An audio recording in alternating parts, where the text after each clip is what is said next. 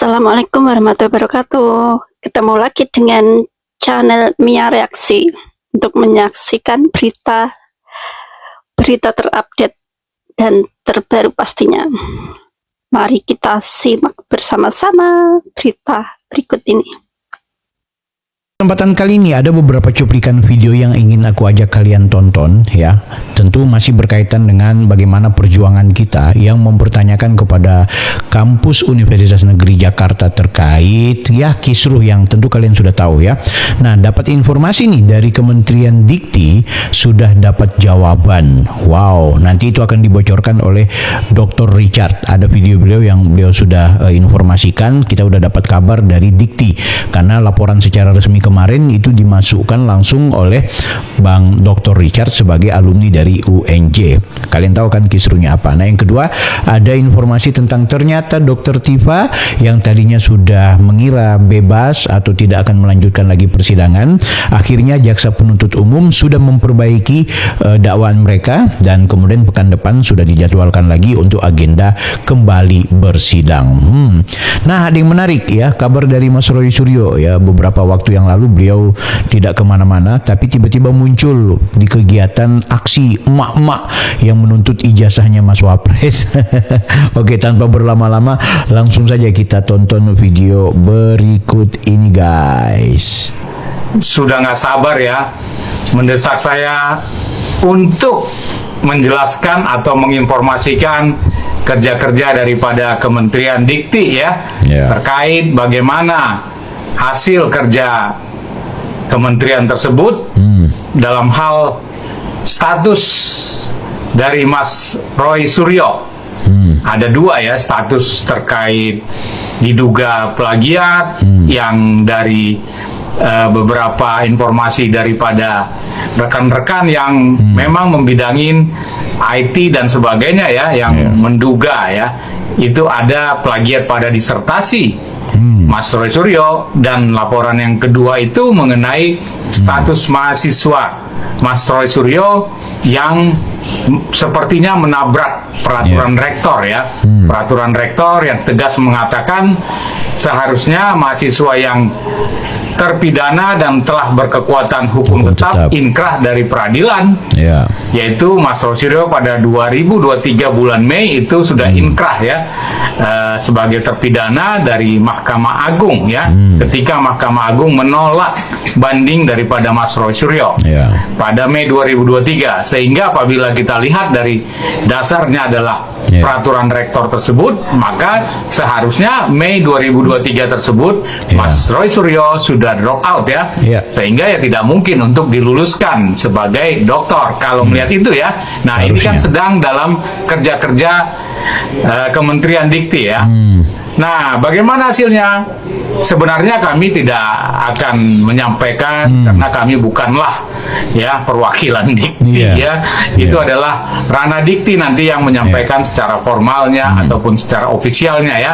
Mereka akan menyampaikan. Namun demikian bolehlah kami memberikan bocor alusnya ya, ataupun bisik-bisik ya, bahwa Dikti telah bekerja ya, telah menerjunkan, menerjunkan. Kalau terjun kayaknya ada di atas ke bawah ya. Telah menugaskan tim ya, tim kecil yang bekerja untuk secara internal memverifikasi apa-apa laporan-laporan dari masyarakat tersebut ya. Ternyata banyak laporannya, bukan dari kami saja, ternyata itu banyak ya. Banyak laporan. Kami pernah lihat itu beberapa laporan ya. Nah, kemudian secara internal akan memverifikasi dan sedang progres diverifikasi, dan secara satu tim lagi ada yang diterjunkan itu ditugaskan lah ya, ditugaskan untuk memverifikasi langsung ke UNJ, Universitas Negeri Jakarta ya, langsung ke pihak rektor atau rektorat ya. Nah, di sana akan ada hasil nantinya ya, investigasi yang diterjunkan atau ditugaskan tadi.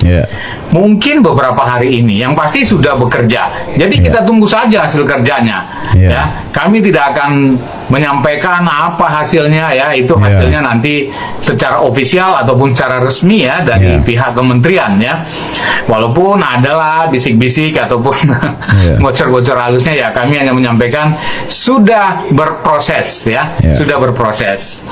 Karena kita tahu Menteri Dikti Saintek ini seorang yang berintegritas. Kita tahu ya, kami tahu itu karena beliau ini adalah salah satu alumni dan dosen daripada institusi yang cukup ternama ya, sangat ternama di Indonesia, dan juga itu adalah institusi yang bisa dipercaya ya.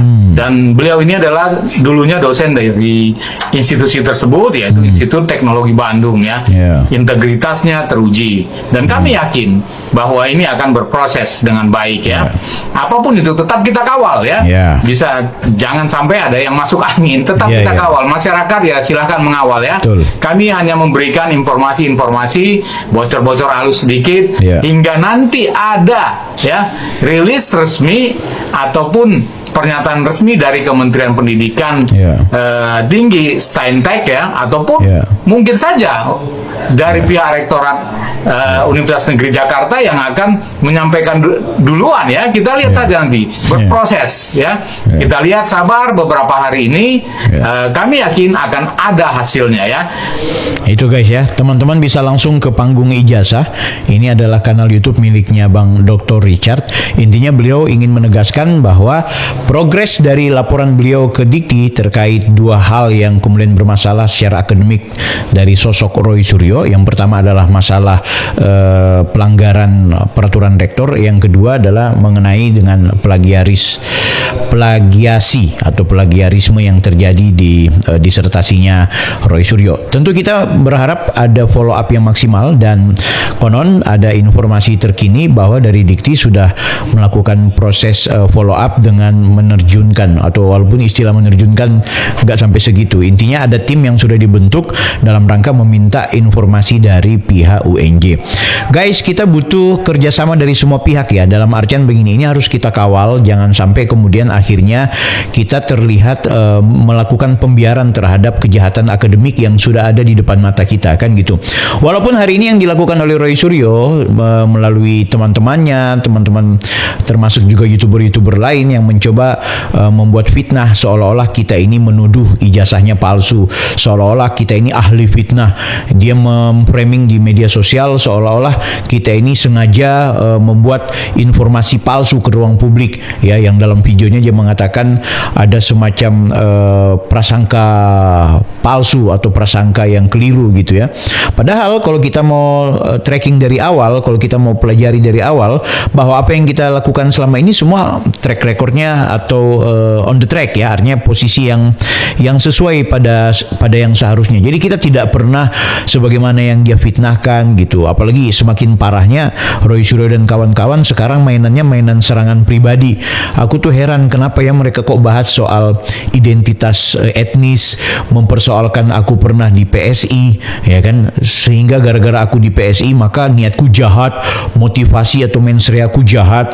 Ini sekali lagi cara-cara buruk yang sudah dilakukan oleh Roy Suryo. Intinya kita akan lawan itu, kita tidak akan biarkan disinformasi yang sedang dia sebarkan terus-menerus.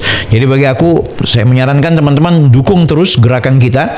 Kita intinya melakukan perlawanan terhadap disinformasi yang selalu diinformasikan oleh pihak-pihak yang tidak bertanggung jawab itu.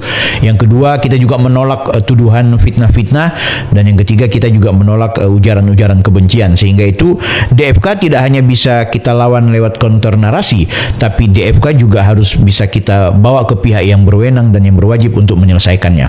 Ya kan tidak mungkin kita selesaikannya dengan cara-cara yang tidak beradab, kan gitu guys. Nah, di video berikut ini aku mau perlihatkan bagaimana eksistensi dari Roy Suryo yang ternyata beliau kemarin sempat-sempatnya masih ngikut demo dari kawan-kawan dari emak-emak yang kemarin itu melakukan aksi yang mempertanyakan ijazahnya Gibran. Ini kok aku rasa lucu ya, tahapan sudah selesai, Gibran dapat ijazah resmi dari MDIS, kuliah di MDIS tidak mungkin kalau tidak ada ijazah dari sekolah sebelumnya, dari SMA. Kalau mau diistilahkan di Indonesia, dia melakukan penyetaraan di Indonesia, ya artinya mengumpulkan dokumen-dokumen yang menjadi prasyarat. Artinya kan nggak mungkin Mas Gibran itu mendapatkan ijazah S1 dan mendapatkan SK penyetaraan itu tidak memberikan ijazah SMA-nya. Dalam artian SMA sekali lagi bukan dalam konteks Indonesia, karena memang ijazah SMA itu ya kecuali kalian atau kita sekolah di SMA di Indonesia. Persoalannya kan Gibran kuliahnya atau sekolahnya di luar negeri. Tapi ya sudahlah, kita ikutin aja dulu ini apa maksud dari Roy Suryo yang ikut sama emak-emak di kesempatan hari ini. Kita lihat bersama guys.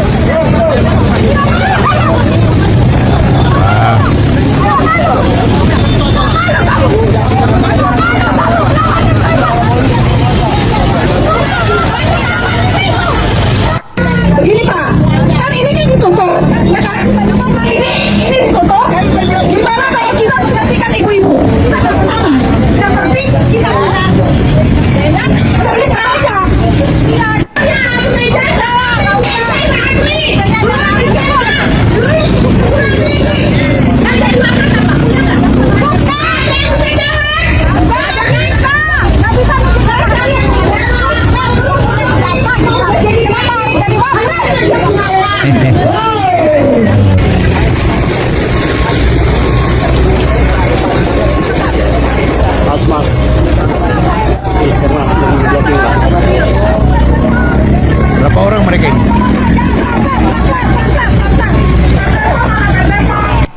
20 orang lah ya.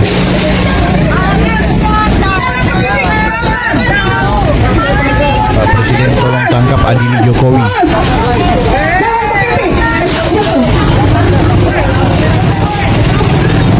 Ya. Hukum dan adili Jokowi.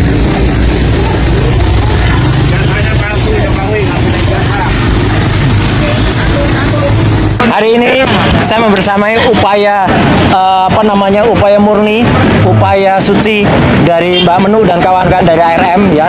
Kami tetap bersama di dalam memperjuangkan kepalsuan dari ijazah Jokowi dan ijazah Gibran.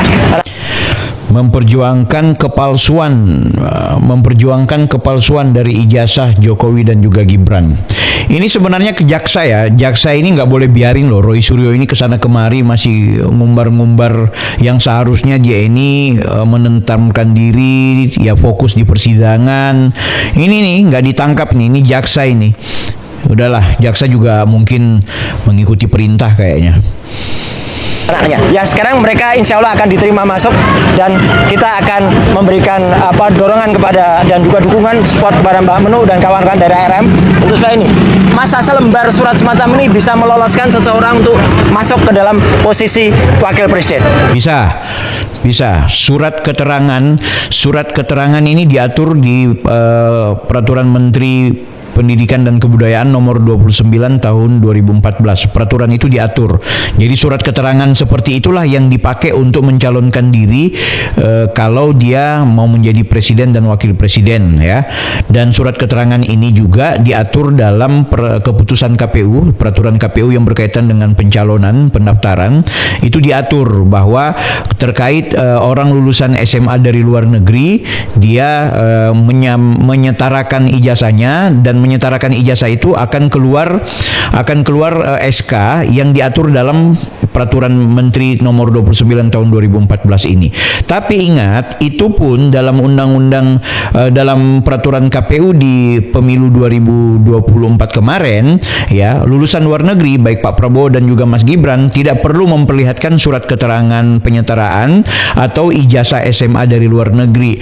Cukup membawa ijazah S1-nya, mau dari luar negeri atau dari dalam negeri. Intinya kalau ada perguruan tinggi itu boleh dilampirkan. Itu ada peraturan KPU. Jadi sebenarnya bisa, ya. Kenapa kalau nggak bisa? Kenapa gitu? Tentu kan dia pasti akan bilang Mas Gibran itu tidak memiliki sertifikat dan lain-lain sebagainya. Itu yang selalu diglorifikasi sama Roy Suryo. Selamat Mbak Menu, silahkan masuk dan mewakili rakyat, ya, gitu. Doa kami beserta Anda semuanya. Tapi saya nggak mau masuk, Pak. Oh, nggak masuk? Ya, Oke. saya lebih baik. Saya ada acara lain, tapi hati saya tetap bersama mereka. Terima kasih, Jadi Pak Roy. selamat yang akan masuk ke dalam. Dan Gibran tuh nggak punya yang katanya ijazah SMA, ijazah tuh nggak ada. Ini ya guys ya, ini adalah sertifikat UTS insert yang selalu disampaikan oleh Roy Suryo. Dia tidak punya seperti ini ya. Dan kita menunggu saja, kan mereka katanya lagi tune gitu ya. Mereka lagi tune, kita mau lihat apakah dismissal atau NO atau kemudian tidak diterima. Intinya kita akan menunggu apakah benar seorang Gibran Rakabuming Raka tidak memiliki dokumen-dokumen yang dimaksud, dan apakah ini menjadi syarat dokumen untuk mendapatkan SK penyetaraan dari Dikdasmen. Ya, ini yang kita tinggal tunggu. Tapi jangan lupa loh, awas, hati-hati dengan laporan palsu atau hati-hati dengan pemberitaan dan juga disinformasi seperti ini. Sebab Gibran Rakabuming Raka tidak mungkin bisa masuk ke MDIS. Jangankan masuk menjadi calon wali kota atau presiden, dia tidak mungkin akan bisa diloloskan sebagai mahasiswa S1 di Singapura kalau tidak memiliki dokumen dari sekolah SMA, dalam konteks SMA luar negeri itu, ya, secondary school istilahnya. Tapi nggak apa-apa, kita biarkan dulu Roy Suryo terus menggema, membohongi publik terus, ya, keluar-keluar ke sana kemari, padahal dirinya sendiri juga punya masalah dalam konteks pendidikan.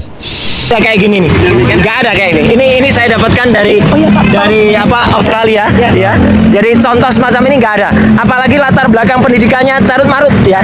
Masa ada S1 duluan sebelum SMA? Ini pembodohan guys ya. Dia mengambil dari situs tertentu, di mana situs tertentu itu ada yang kemudian salah penempatan, ada yang salah tahun, ada yang tidak sesuai. Seolah-olah itu kemudian salahnya Mas Gibran. Seolah-olah Mas Gibran secara otomatis adalah pemilik ijazah palsu atau orang yang tidak lulus SMA. Ini kan jahat, ini framing, dan memang Roy Suryo sangat terkenal dengan cara-cara framingnya seperti ini.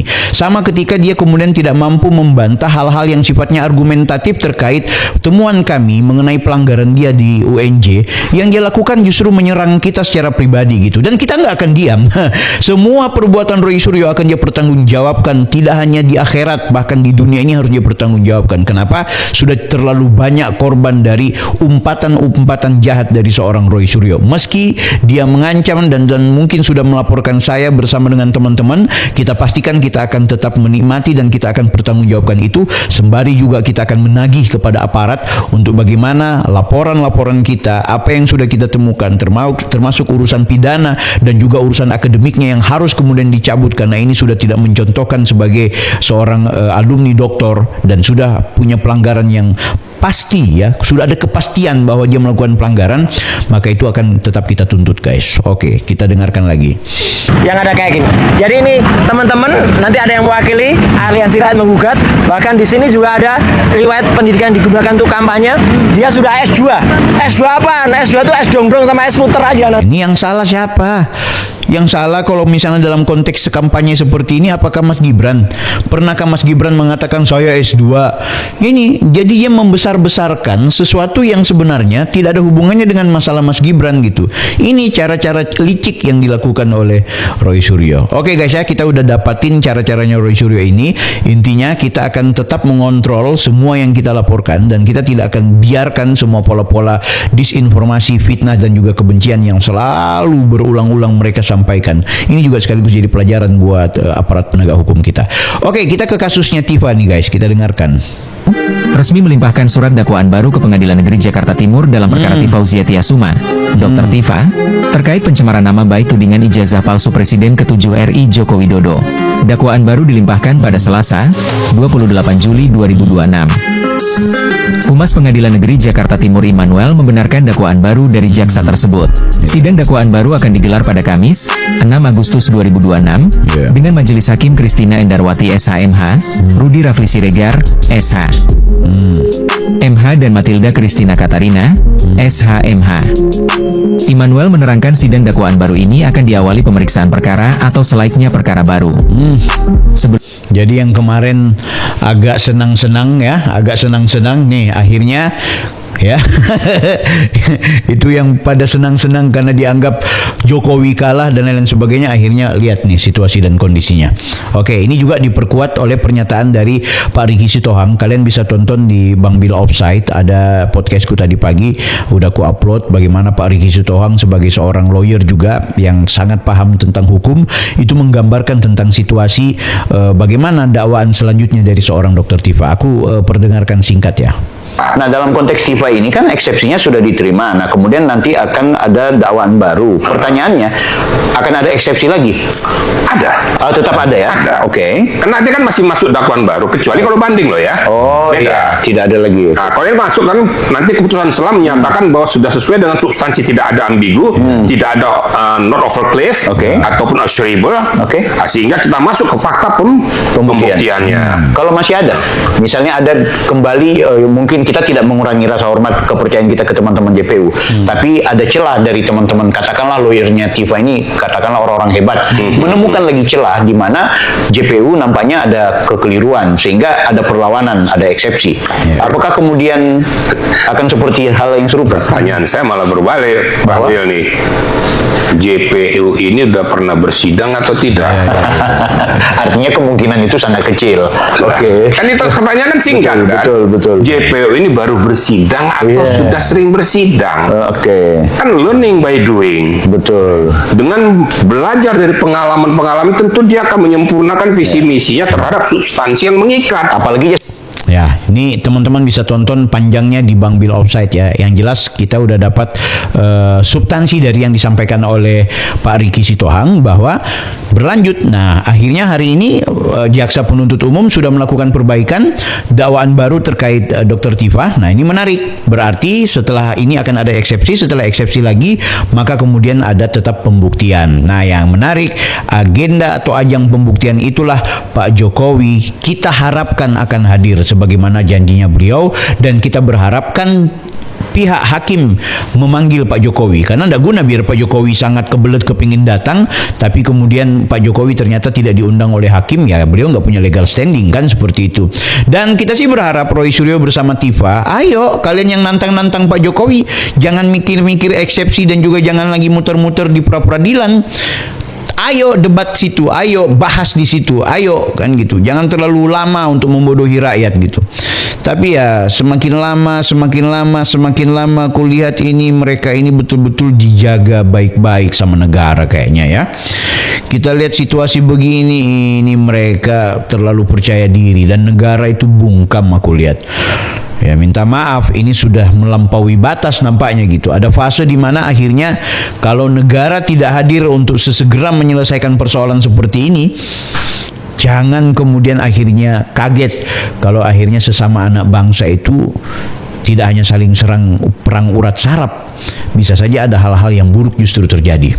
Nauzubillahi min zalik. Kita tidak menginginkan demikian, tapi kita menginginkan bagaimana kita semua meski berbeda dalam pilihan politik dan berbeda dalam dukungan-dukungan moral terhadap figur publik, yuk mari kita tetap berada dalam kewarasan berpikir dan juga tetap senantiasa menghormati kita sebagai anak bangsa, sebagai anak ciptaan Tuhan, dan sebagai anak warga negara Republik yang kita cintai, Republik Indonesia. Nah, itulah tadi video reaksi yang sudah saya sajikan untuk hari ini. Sampai ketemu di videoku yang selanjutnya. Sampai ketemu ya. Bye-bye.